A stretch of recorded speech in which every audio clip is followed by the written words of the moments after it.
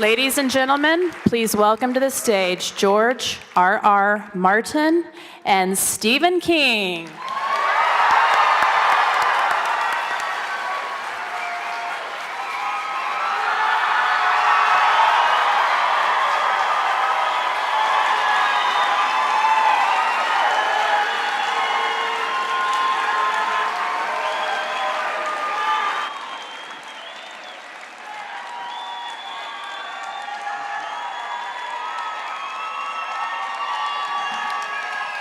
Thank you. It's all downhill. It's all downhill from here. My, there are a lot of them. Yeah. Well, good to see you all. And Steve, welcome to the land of enchantment. Thank you. Have you been here before? Do you know New Mexico? Yeah, I've been to New Mexico before, but probably I wasn't entirely straight at the time, and this time I am, so there's a big difference. Yeah, I've been to Taos, so listen, you know, this guy's a native son, and he's terrific, okay? And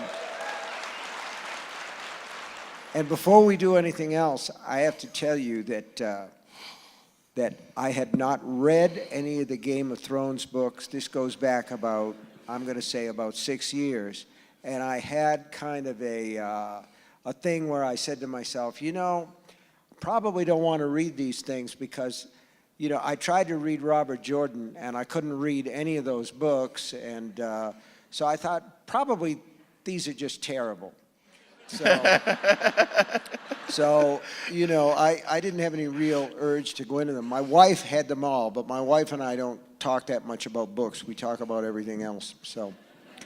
So here's what happened. I was down in Florida. I don't want to go there, but we turned 65 and it's the law. So we're down in Florida, and I drove down, and we were having dinner with some friends when we were down there, and I started to have what I thought was a cramp underneath the left knee, and by the time that we got back to our house, I could barely walk, and I just had to kind of pull myself up the stairs.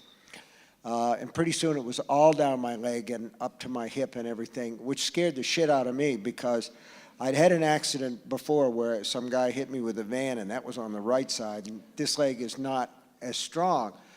So I went to the doctor, and the doctor said, well, you're getting on in years. You have sciatica.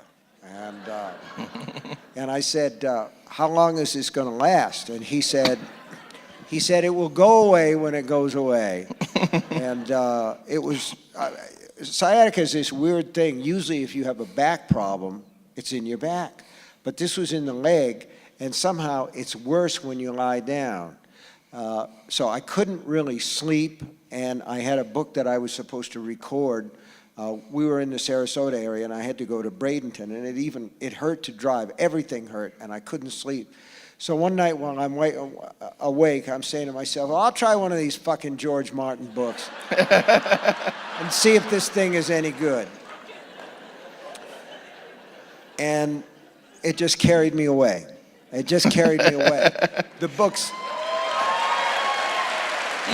which are what books are supposed to do. And what I had not expected, the last thing I had expected from those books is what page turners they are, you know, and I just got lost. And so when I couldn't sleep at night, I read the books, and then when I had to go and record this thing, I had the audio versions, and I'd plug in the CDs in the car, and they saved my life, man, so thank you. Well, I'm glad, because you've written many terrific books since. It would have been a shame not to do that. Steve and I actually knew each other back in the old days, by which I mean the 70s and the early 80s. In those days, he used to go to science fiction and fantasy conventions, where we would run into each other at the World Fantasy Convention. We played poker together. We played poker together in a St. Louis convention, Archon. Nickel, dime, quarter. And I learned then a valuable lesson. You cannot bluff Steve out of a pot, even if you raise a whole quarter. He just called all my bluffs. But well, welcome back to New Mexico, It's great to be here. and yeah. you're here with the concluding book of the Mr. Mercedes trilogy. Right. Which, And you know, I got to say that I'm doing this with George now, and like last month, George did a conversation like this with my kid, Joe Hill. His name is actually Joseph Hillstrom King, but he didn't want to be. He didn't want to feel that he had made a success or whatever on my coattails, so he wrote under this pen name. And he's got a book that is currently on the New York Times bestseller list. It's called The Fireman. It's terrific. yeah, it's amazing, an amazing book, an amazing book. And at the Jean Cocteau Cinema in Santa Fe, we still have signed copies. Yeah. So drive up to Santa Fe and get an autographed Joe Hill. That's right, and it's terrific, and you should buy it, but you should buy my books first because I'm older, and I'll die sooner, so there. What do you want to talk about, George? Joe was a great interview. Actually, I'll start with an embarrassing story that Joe told me. So when your name somehow came up in conversation with Joe, I think it was before he made us all play kazoos. We're not going to make you play kazoos, by the way. So you can. I guess we've disappointed them. We should break out the kazoos. Yeah. And I got a kazoo story I got to tell, but Joe said that you and your wife were old hippies, and when he was growing up, every once in a while, you would cheerfully announce, "Tomorrow is Naked Day." And then Yes. he and his siblings would have to cover their eyes as you and Tabitha walked around the house all day naked. Yes, I've heard that story from Joe many times. It's not true. And that story tells more about my son's ability to fantasize than anything else. No, it isn't true. I got to tell a kazoo story. Joe handed out kazoos because he wanted to get people involved and do a sing-along or something like that. And I said, well, maybe you can get him to play kazoos because almost everybody can play kazoos. Now, I used to play guitar with a group called the Rock Bottom Remainders. It was a bunch of, All right. there was a bunch of writers, and we also had one part of this group that was called the Critics Chorus. They were rock and roll critics, and they were very literate. And the thing that I found out about critics, and I think that we sort of intuit this, is that rock critics can't play music and they can't sing. They really can't do anything. And we had one guy, Joel Selvin, who was a critic for the San Francisco Chronicle, and we did a song by the Troggs, Wild Thing. And it was the perfect song for the Remainders because it has 3 chords, E, A, and D, and, you know, it just sort of repeats. But in the middle of the song, the pop song, there was a kind of a sweet potato or ocarina solo, kind of a tootling little thing. And Joel Selvin really wondered what was going to happen with that. He was very worried about it. Finally, I said, Joel, why don't you do it? You do it on a kazoo. You just play the kazoo. Anybody can play that. And when the time came, Joel got so fucking excited that nothing came out. He blew so hard that it just wheezed. But it was like Foghorn Leghorn in the comics. You could see the red going up his head. And it made me feel good because he was, after all, the enemy. I mean, as long as we're talking about Joe, you know, both Joe and your other son Owen are themselves writers, so you have a whole family tradition here. Is that something that you wanted them to do, or was it the reverse, where you say, sons, whatever you do, don't become a writer? No, I mean, but- do you yourself? Was your father someone who encouraged you to be a writer, or your parents, were they readers? Was this something, a family tradition? Well, I don't know. I think that there is a genetic, component to this, and it isn't just the boys. my wife has published 5, 6 novels, and including. I'll tell her you said that. Including one called Small World, which is kind of like a little bit like the Richard Matheson book, The Shrinking Man. So they get it from both sides, and my father was a writer who submitted a lot of stories to the pulp magazines like Argosy and Blue Book, but none of them ever got published. So, no, I mean, Tabby and I, the thing is, like, our kids grew up in a house where there were books everywhere, you know, and there was TV, movies. We never really, you know, censored their TV watching or said you can watch for an hour and then you have to do your studies or whatever. I think that the best way to teach kids isn't by laying down a lot of rules and that shit, but giving them an example and just, you know, and so the books were there. And the thing is, too, you know, going back to Joe again a little bit, was I think creativity is a mystery. We talked about this a little bit. And I think that you have a package inside you that at some point it's like live material and it starts to stir. You know, you get close to something. And for my son Joe, they used to drive us crazy. My wife called when Joe was 4 and our daughter Naomi was 6. My wife used to call the hours between 4 and 7 o'clock when they went to bed the hours God never should have made. Because they just fought constantly, and they fight over the TV or they fight over anything. And one day, just out of total desperation, I stopped at the drugstore and I got a G.I. Joe comic book. And I took him on my lap, and that was the end, man. That was the end of the fighting. That was the end of everything, because Joe just fell into that comic book world. And now he's got a comic series that he's written for years called Lock and Key. And he's been successful at that, too, so. It's interesting that your father was a writer who was trying to sell to the pulps but failed at it, and yet, did he encourage you to write even though he had failed at it? You know, my father was a longshoreman, and he certainly didn't. In fact, he said just the opposite. Son, you don't want to wind up on the docks unloading a ship. Do something else, but don't be a longshoreman. No, my father didn't encourage me to do anything because he split when I was 2. My brother David was 4. He said he was going out for cigarettes, and it must have been a rare brand because he's still looking, so far as I know. But, yeah, so my mother raised us, and she was a reader herself, and she read to us, and she read comic books when we brought them home. She didn't like it, but she would.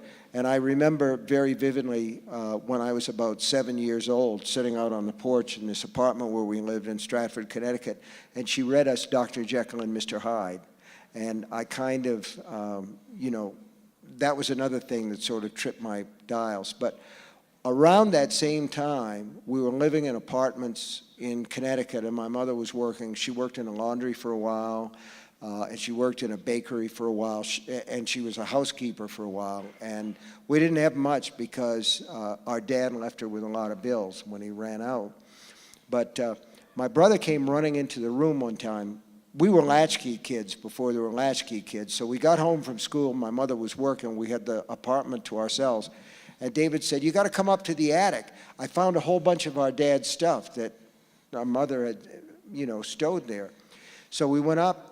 And there were boxes and boxes of stuff. He was in the Merchant Marine, and there was stuff from overseas, and there were little, you know, Japanese dolls, and there were drink coasters from foreign places, ports of call, as they used to say.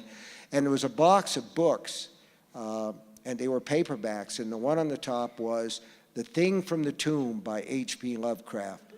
And when I saw that, I said, "That's really scary. This is what I want to do." So. Well, I think you've done it. How did it happen for you? When did you start to do it? Why? Why, George? Why? Tell us why. I started writing stories really young. I mean, and since I'm a pack rat, I still have most of them. I mean, I have one of those speckly black and white school notebooks filled with an encyclopedia of space, where I would draw a planet and then I would write, block printing, because I hadn't learned to write yet, so I must have been like 5 or 6 years old, the characteristics of this planet. And, the planets were like circles colored in with crayons. Mars was red and Venus was green and all that. But I had mixed up Mars and Venus with like Mongo and planets that I entirely invented, that I was making up my own planets to add to the solar These system. people don't remember Mongo. They don't remember Mongo? Ming, the Emperor. Ming the Merciless. Flash Gordon. Flash Gordon. Not to be Dale confused Arden, with Dr. Flesh Zalkoff. Gordon, an entirely different movie. And then I remember I used to buy these little aliens that they sold at the 5 and Dime store for 15 cents each, little plastic aliens, and I got the whole set of them and played with them and invented personalities for all of them. I decided they were a gang of space pirates, and the one with the big head was the chief, and the one who was holding a weird weapon was the torturer. I had to have a So torturer basically, you're right saying from the first. you were crazy. Basically, yes. Yeah. I think it was partly, I mean, we didn't have much money. I lived in Bayonne, New Jersey, in the federal housing projects. My father went through long periods of unemployment before he finally got on as a longshoreman. We had no car. We lived on First Street. My school was on Fifth Street. That was my world. It was 5 blocks long. So books and comic books, which I also read vociferously, were my ticket to a wider world. I dreamed of, what the hell was on 8th Street? I had no idea, a whole different world with alien peoples. And on First Street, of course, Bayonne is a peninsula, so there's a Deepwater Channel called the Kilvan Col that separates Bayonne from Staten Island, New York. So I would see the lights of Staten Island from our windows in the dark, and that was, Shangri-La to me. And I invented all these stories to kind of explore the world. Yeah, I think that the same thing is true for me. I just started to fantasize at some point, and then I began to put the fantasies down on paper.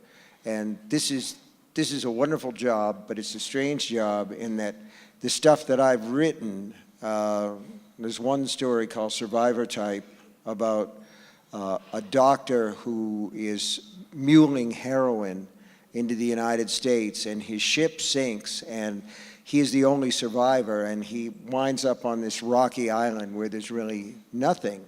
And there are a couple of birds, and there's some water that gathers in cracks in the rocks, but he catches one of the gulls and eats it raw. And while he's chasing another one, he snaps his ankle, and after that he can't catch the birds anymore. But he does have all this heroin, and he is a doctor. And at that time, I was living in a little town in Maine, and we had a retired doctor who lived next door. So I went over to him and I said, Dr. Drews, how long could a man survive by cutting off pieces of himself and eating them? And he gave me this look like, well, like I was fucking crazy. But I persisted, and finally he said it would depend. First of all, he would die if he didn't have anesthetic. And I said, well, he's got anesthetic. He's got plenty of anesthetic. And then I said, but what would be the biggest problem? And he said, the biggest problem in a case of cutting pieces of yourself off, you see, I got this idea because miners in cave-ins, when they run out of water, will drink their own urine. And so he said it would depend on how long the patient could withstand the repeated shocks to his system. And he said he would really have to be a survivor type to do that. I thought, well, there's the name of my story right there, Survivor Type. And all I'm trying to say here is you just have these sick ideas. George has written his share, believe me. And instead of going to a shrink and paying the shrink, we write them and you pay us. It's a pretty good deal. Right. I mean, did you always dream of being a writer? What was your first story sale, and how long did you have to submit stories and get rejections before you broke through? Yeah, I wanted to be a writer. That was, for me, that was the thing that I really cared about because I really liked to do it. From an early age, I was getting something back. You always know, like, when a kid finds his sweet spot because you don't have to tell him to practice. It isn't practice, you're getting something out of it. So I started to write stories and submit them around the age of probably 12, my first submissions. And I submitted them to Forrest J. Ackerman. Oh boy. Who had Famous Monsters of Filmland, and he had other magazines. There was a magazine called Spacemen, I think. And I got to see Forey before he died, and he had saved some of those early submissions. So, and they were written on a old Royal typewriter that I had. So I started to send stories out, and I pounded a nail into the wall of my bedroom. And when I got the rejection slips back, I would put them on that nail. And by the time that I was 16 or 17 years old, the nail tore free from the plaster, so I just got a bigger nail. And then when I was 19, I sold a story to Startling Mystery Stories. It was called The Glass Floor, and they paid me, like, I think, $35. That was my first sale. It's a lot of money back then. It was a lot of money. It meant a lot. But the thing is, like, can I tell another story? Sure. I sold 2 stories to those Robert Lowndes magazines, Startling Mystery Stories. Right. I remember them. There was another one, Tales of Horror and Suspense or something. They were small checks. So when I was a senior in high school, in college rather, I wrote for the campus newspaper, and one of the big attractions was they had all these typewriters, and my typewriter in the apartment where I lived basically sucked a bird. So they had these typewriters, and just before I graduated, I had an idea. I'd worked the summer before in a woolen mill, and when 4th of July week came along, the foreman said, "We're going to shut down the mill for a week. Now you have your choice. Either you can take the week off without pay, or you can join this cleaning crew. We're going to go down and we're going to clean the basement and the sub-basement where nobody's bothered to clean anything out for years." So I took the week off, and when I came back, this guy I worked with in the dye house said, "Oh man, Steve, you should have been there. It was far out. They gave us hoses, and we went down there, and there were rats everywhere, man. They were jumping out. They were as big as cats, and we washed them down the gullies and into the Androscoggin River." So I was thinking about this, and I said, I'm going to write a story, but in my story, there's going to be even bigger rats, and they will have mutated down there in the dark. They're going to be as big as cats. They're going to be as big as dogs. And so that story was called Graveyard Shift, because that's when they were doing it. And so I was working on this story, and one of my friends came in, Mac came in, and he said, "What are you doing, Steve?" And I said, "Well, I'm writing a story about giant rats under a mill, and this cleaning crew is kind of besieged by these rats and driven backward." He said, "Man, that's great." He said, "What you got to do is, like, one of these guys goes crazy and he's running around and he's ripping rats' heads off, and flinging the bodies beside and everything." And I thought to myself, it's good, but it's not literary, okay? It doesn't have that sort of like feeling, that kind of like John Cheever, John Updike kind of feeling. So what I did instead of that was, because he was on the right track, he wasn't shooting high enough.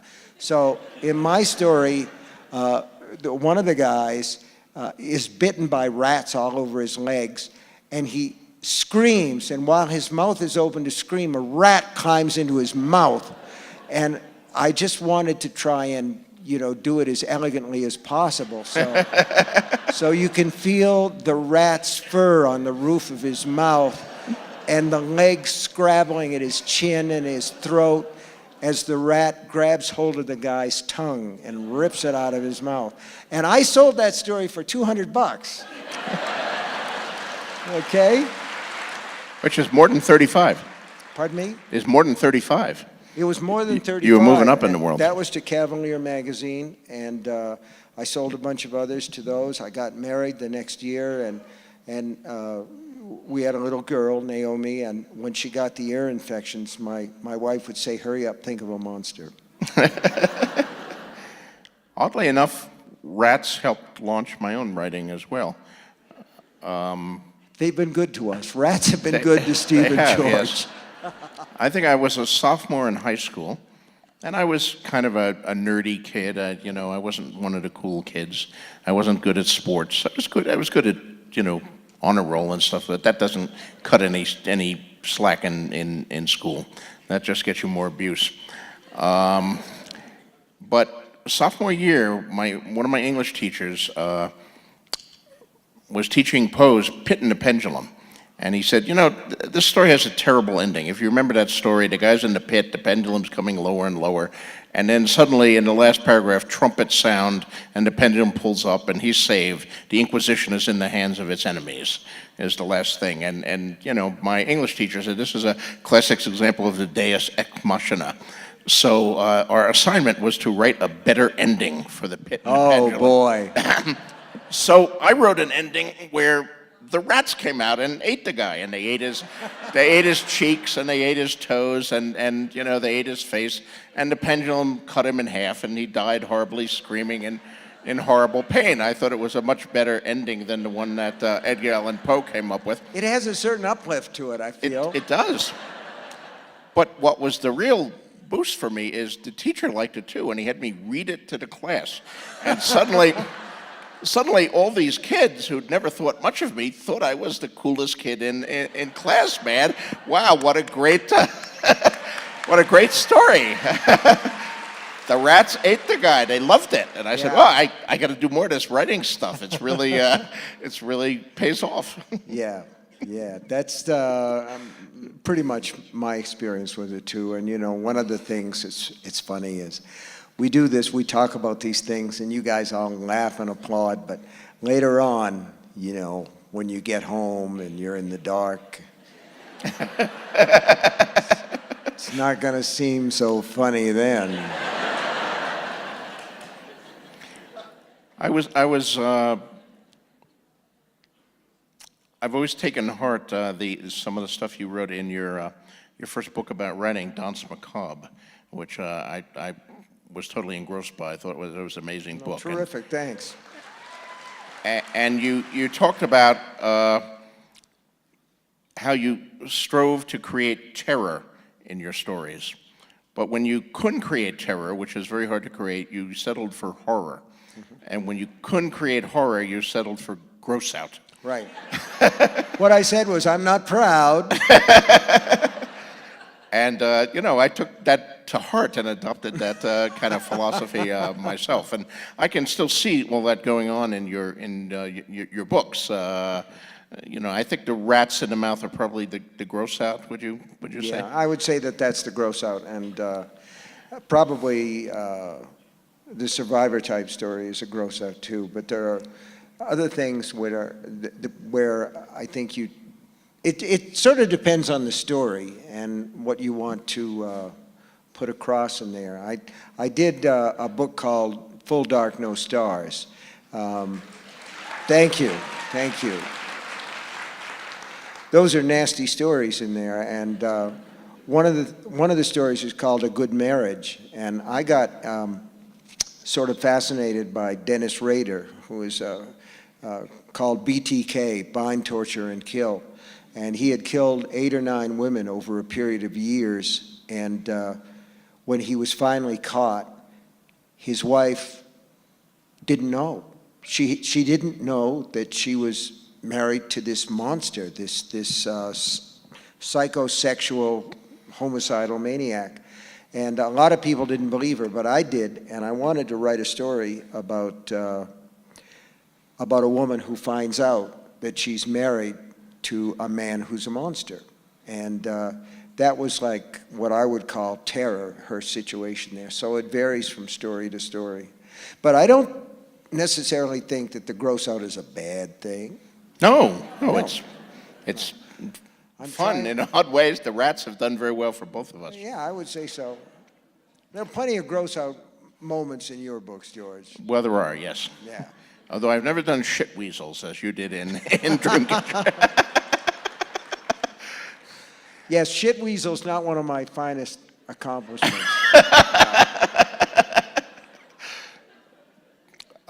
I think actually, you know, to my mind, the finest gross out movie moment was in a movie that I wrote called Creepshow, and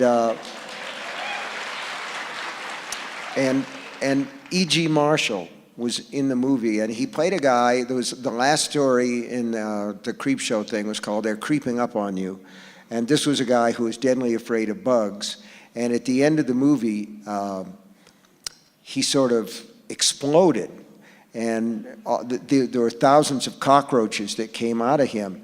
And Tom Savini did the special effects for that movie, and I had also, well, I'm not exactly unproud or humiliated. I played a character called Jordy Verrill in that movie. And to this day, fans come up to me and say meteor shit.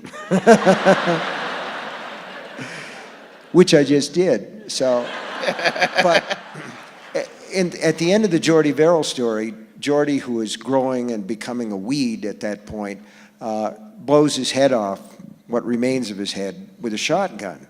And so I had to have a full head mold made of my head. And it's a very uncomfortable experience. They give you a straw that you can breathe through, and you have to sit there for about a half an hour while it hardens. So you think about like a CAT scan or an MRI, only spread all over your head. And it was a creepy experience. So E.G. Marshall comes in because he had to have one done too. And I thought to myself, I'm going to watch this because this guy's going to freak out when he gets this plaster all over his head with just the straw. But he was just as cool as a cucumber about it. And the thing is over his head, and he's got the straw out of his mouth. And we're in the makeup room, the special effects area, and E.G. Marshall raises his hand, and he goes like that. So Tom knew what he wanted, and he got a pad of paper, and he put a pencil in E.G. Marshall's hand, and he's all covered with plaster down to the neck. And I'm watching as he writes, B-O-U-R-B-A-B-O-N,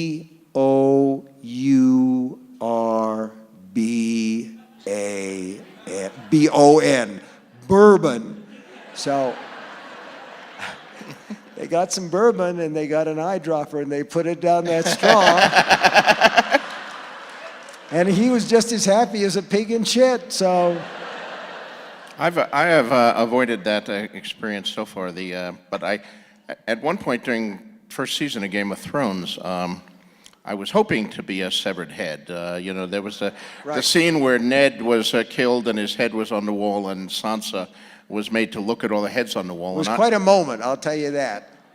And I suggested to David Benioff and Dan Weiss that the three of us be the heads next to Ned, and they were all cool for the idea. So we were all going to have our severed heads made and mounted on the wall. But then, you know, we were, like many television shows, facing budgetary problems, and they found out what those severed heads cost. So they said, sorry, George, we can't afford to make up these special severed heads for just a shot. Instead, you know, they recycle a lot of things in Hollywood. Instead, they bought a big box of used severed heads from a previous production, and we put all those severed heads next to the wall, and they were cheap. We got the box. I don't know what they came from, the severed heads that we got in the box, but they were cheap, and they saved us money, and everything worked well, except one of the severed heads was George W. Bush. And, and that was fine too, because he was bald and nobody mentioned him until like a year later when they're doing the Blu-ray version. And one of the directors doing the commentary said, "Oh, and you see the head next to Ned? That's George W. Bush." And of course, the right-wing talk radio got a hold of it, and it went crazy. Rush Limbaugh was having kittens, and people were claiming we wanted to assassinate the ex-president, and we were Hollywood liberals who had mounted a head. And I'm trying to say, no, it was just we just bought a big box of heads. It could have been anybody's heads in there. You know what? I'll tell you what. That's what you get into when you do what we do. I mean, it's a wonderful thing, but it's really strange. We did a mini-series of The Stand, and we filmed a lot of it out here in the West. Thanks. Thank you. And we filmed a lot of it on location in Boulder, Colorado, because a lot of it's set in Boulder. And we did this one scene where Harold Lauder and he's on this burial crew, and they go into a church where the people have gone when they are sick before they expire, and the church is full of dead people. So we needed to fill a church with dead people, and the director, Mick Garris, had a call in to some special effects people that he knew that had worked with a couple of other directors who'd done zombie pictures.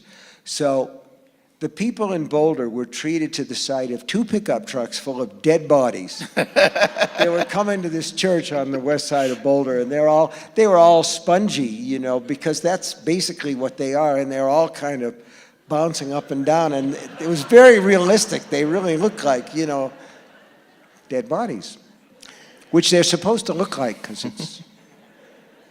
So let's talk about something Moving a little right more along. serious for a moment here. Let's talk about a little bit about End of Watch and the Mercedes thing here. Your villain, and you guys haven't read it yet, but it's terrific. I think you'll like. I hope you've read the first 2. If you just picked up this book here, you have 2 more to read before it. That you have to read them in the right order because it's a trilogy, starting with Mr. Mercedes. There you go. Buy them all and give them to your friends. And Mr. Mercedes begins with Brady Hartsfield, your villain, who's a pretty villainous villain, driving his Mercedes through a crowd of job seekers who are lined up, poor people who are trying to get a job at a job fair. They've lined up and killing a whole bunch of them, crippling and injuring many more. A completely unmotivated act of random violence. And of course, all of us have this in mind these days in light of just what happened in Orlando. And yes, the situations are different. Brady Hartsfield used a Mercedes, and the shooter in Orlando used a semi-automatic weapon and had allegedly motivations, political motivations, ISIS, hate crime motivations, hatred of gay and lesbian people. But it seems to me that there's a similarity there, this just desire to kill people, perfect strangers who have never hurt him or done anything to him, and all that. This is a really kind of dark side of the human psyche. Mm-hmm. Yeah, I got the idea originally, that the kernel of the idea that became Mr. Mercedes came to me. I was driving up from Florida, and I make that drive by myself, and it's a place where I sort of recharge and listen to a lot of rock and roll and a lot of alt country stuff, and just kind of let my mind go in neutral, and it goes where it's going to go. And the first night after I left Florida, I stayed in South Carolina, and there was a story on the local news about a woman who had driven her car into a line of job seekers at McDonald's. Now, this was just after the economy cratered in 2008, and McDonald's had made a big deal, sort of a PR push, about how they were going to help out America by hiring all these people at minimum wage, whatever it was at that time. And the story was that this woman had found out that her boyfriend was cheating on her with an outside woman, and that this outside woman was supposed to be at this job fair, and by God, she was going to take her out. Well, she didn't take her out, but she did take out a whole bunch of other people. And I thought, there's a seed here, there's something here in this act of almost random violence that I want to write about. And eventually, it became Mr. Mercedes, Finders Keepers, and End of Watch. And I was able to go back to the original crime, the job fair, with each one of those books, but to take it from a different perspective so that, you know, you're seeing it from 3 different angles, if you will. And the thing about Brady Hartsfield and what you're talking about, which is this whole kind of evil act on a grand scale, is that Brady only kills 8 people at the job fair, and he wounds a number of others, but he gets away with it. And his real plan is to get into a very large gathering, which happens to be a concert for a boy band, in a wheelchair loaded with plastic explosives, and kill himself and as many other people as he possibly can.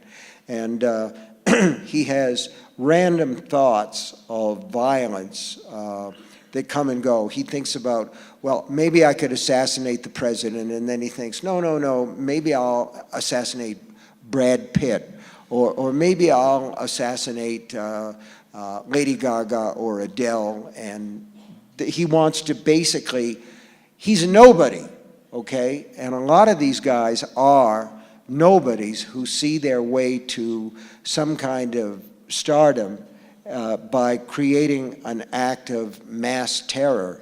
And of course, the sad thing about this is that we remember the killers long after their victims are forgotten. And that's one of the things that makes this a self-perpetuating act. But I would argue that someone like the man who shot all these people in Orlando, he may have pledged allegiance to ISIS, but before that, he was a spouse abuser and somebody with a lot of anger. And I think that in a lot of cases, these acts are perpetrated by people who may put some political icing on the cake, but basically they're just fucking crazy. And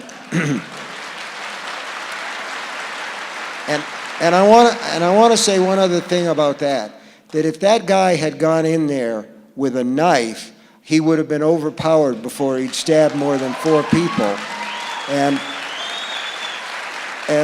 as long as you know, anybody who's got only 2 wheels on the road can walk into a store and buy a fucking killing machine, you know, like an AR-15 or something, this is just going to go on. I mean, it's really up to us.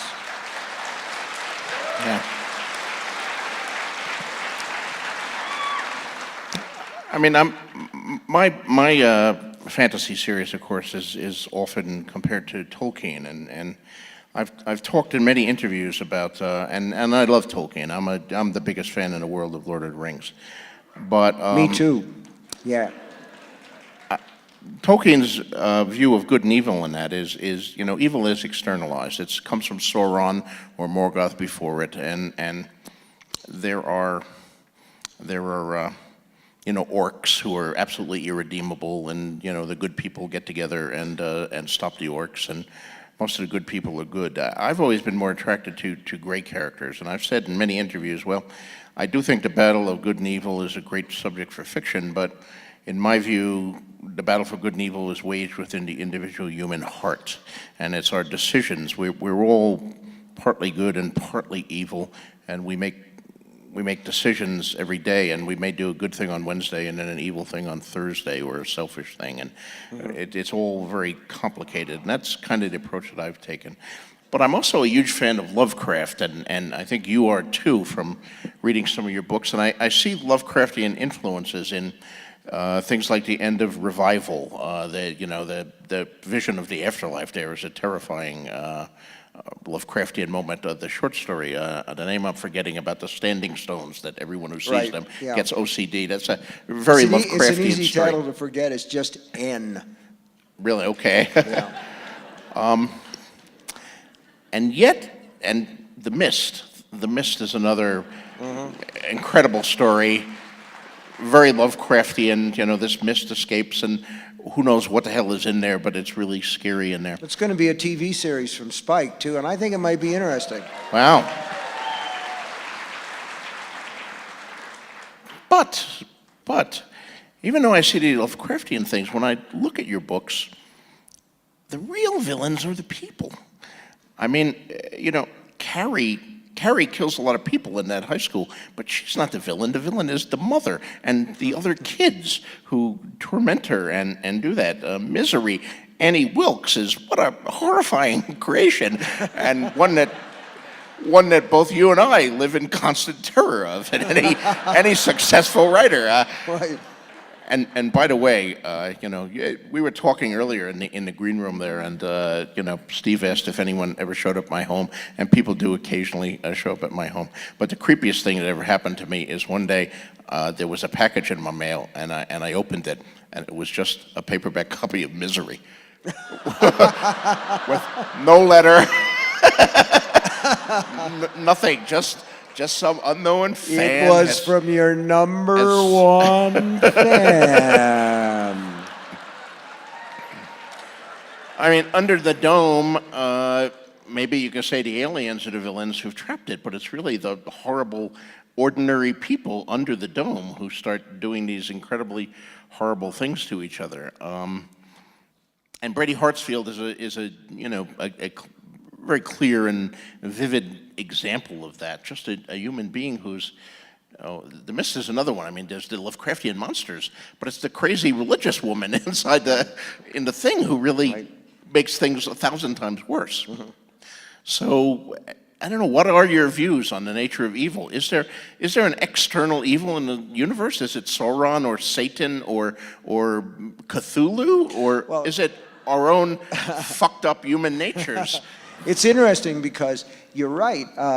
There's no Sauron in the Thrones games. I mean, the evil weaves itself in and out the same way that the good weaves itself in and out of the characters.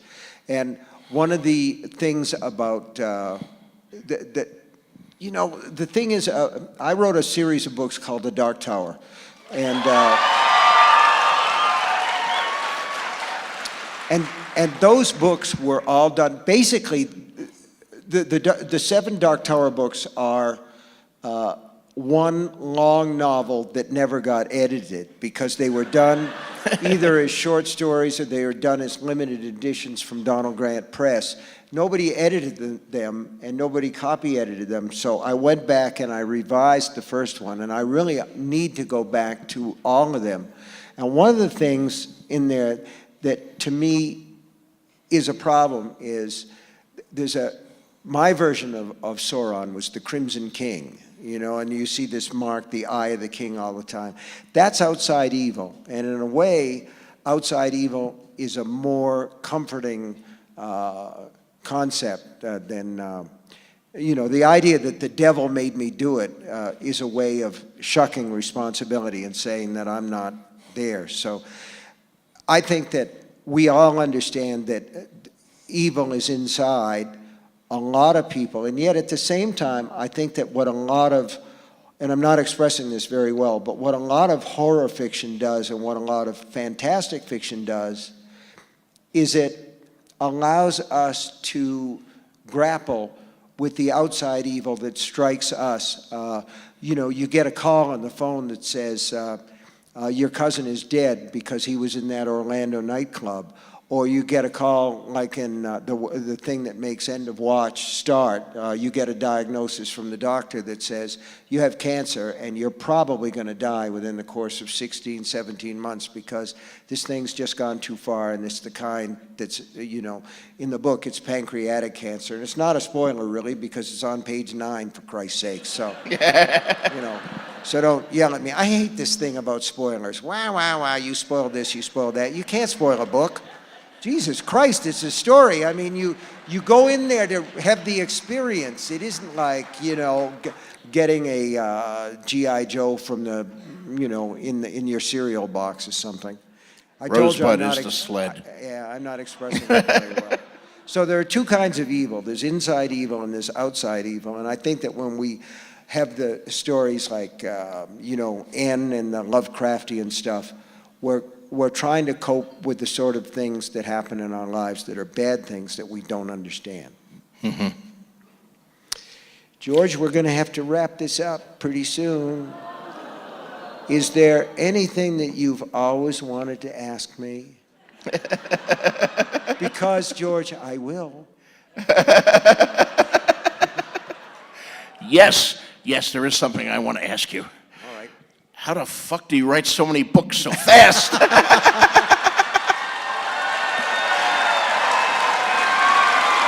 I think, I've had a really good 6 months. I've written 3 chapters, and you've finished 3 books in that time. Here's the thing, okay? There are books and there are books. The way that I work, I try to get out there and I try to get 6 pages a day. So with a book like End of Watch, and when I'm working, I work every day, 3-4 hours, and I try to get those 6 pages and I try to get them fairly clean. So if the manuscript is, let's say, 360 pages long, that's basically 2 months' work. It's concentrated, but but that's assuming that it goes well. And you do hit 6 pages a day? I usually do. You don't ever have a day where you sit down there and it's like constipation and you write a sentence and you hate the sentence and Okay. you check your email and you wonder if you had any talent after all and maybe you should have been a plumber. Don't you have days like that? No, I mean, there's real life. I can be working away and something comes up, and you have to basically get up and you have to go to see the doctor, or you have to take somebody a care package, or you have to go to the post office, because whatever. But mostly I try to get the 6 pages in, although entropy tries to intervene. I did an event at Radio City Music Hall for charity with John Irving and Joe Rowling, and this was the time, J.K. Rowling, and this was at the time that she was finishing the 7th Harry Potter books. And I know that I've been very fortunate as a writer, and you've been terrifically fortunate as a writer. You worked for a long time, wrote a lot of good books, won a lot of awards, and then out of nowhere, all of a sudden this crazy thing happens where all these books are suddenly New York Times bestsellers, and God knows it's deserved, but it's a sort of sudden thing. And here's the other thing, okay? People yell at you and say, we want the next book, we want the next book. They're like babies, we want the next book right away. I mean, it's a great thing to want that, but the pressure that you feel or I feel compared to that final Harry Potter book, everybody wanted that, and she came to New York and she was nearly finished with it, and she'd agreed to do this event. And Joe was trying to do 3 things at once. She was going to do a vacation with her kids. She was going to finish the last 5 or 6 chapters of the 7th Harry Potter book, and she was going to do this event. And she showed up to do the sound check at Radio City Music Hall, and she was dressed like any housewife or mother or anyone who was on vacation. She had a shell top on and white clam digger pants and loafers or sandals or something, and her hair tied back in horsetails. And we were trying to talk about what we were going to do and everything. And the Scholastic Press publisher is pulling her aside and talking to her. And Joe was very polite. But when she came back and talked to me, she was really, really angry. And what she said was, they don't understand what we do they? And I said, how can they understand when we don't understand? All too true. Yeah. But I do understand that our hour is up, sadly. We could go on for 8 more hours here, so I hope you come back to the Land of You guys have Enchantment been someday. great, and George has been great, and thank you so much. Thank you. Thank you. Thank you. Read more books.